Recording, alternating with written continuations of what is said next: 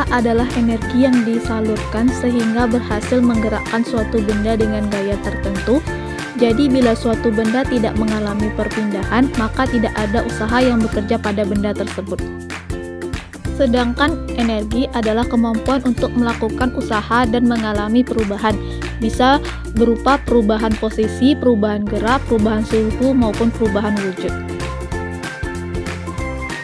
Ketika sebuah gaya bekerja pada benda, terdapat 3 kemungkinan usaha yang akan terjadi. Yang pertama, usaha yang dihasilkan sama dengan positif, menunjukkan usaha positif karena gaya yang bekerja searah dengan arah gerak benda. Kedua, usaha yang dihasilkan sama dengan negatif, menunjukkan usaha negatif karena gaya yang bekerja berlawanan dengan arah gerak benda.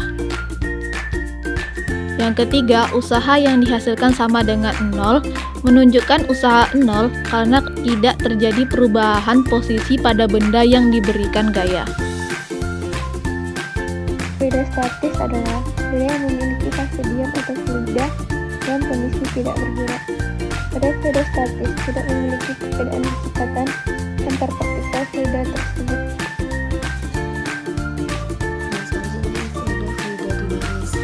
Fluida dinamis adalah fluida yang bisa berupa secara gas bergerak. Fluida dinamis adalah fluida bergerak atau mengalir.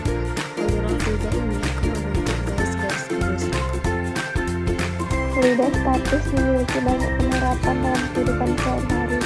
Salah satu yang paling umum adalah pada dongkrak hidrolik yang digunakan untuk mengangkat mobil. Dongkrak hidrolik bekerja berdasarkan hukum Pascal yang menyatakan bahwa tekanan yang diberikan pada fluida dalam ruang tertutup akan diteruskan ke segala arah dengan sama rata.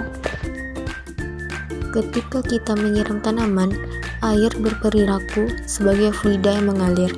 Fluida dinamis mempelajari perilaku cairan dan gas yang bergerak. Dalam konteks menyiram tanaman, air mengalir dari sumber, misalnya penyiram atau selang, ke tanah dan tanaman. Tekanan air mempengaruhi bagaimana air mengalir saat menyiram. Tekanan yang lebih tinggi akan menghasilkan aliran yang lebih kuat, sementara tekanan rendah menghasilkan aliran yang lebih lemah. Ini sesuai dengan prinsip Bernoulli dalam fluida dinamis.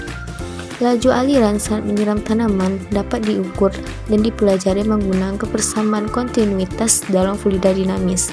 Ini menjelaskan bagaimana volume air yang mengalir melalui area tertentu per satuan waktu. Viskositas air mempengaruhi bagaimana air mengalir melalui tanah.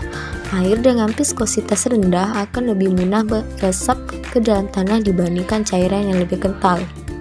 Tegangan permukaan air mempengaruhi bagaimana air membentuk tetesan dan menyebar di permukaan daun atau tanah.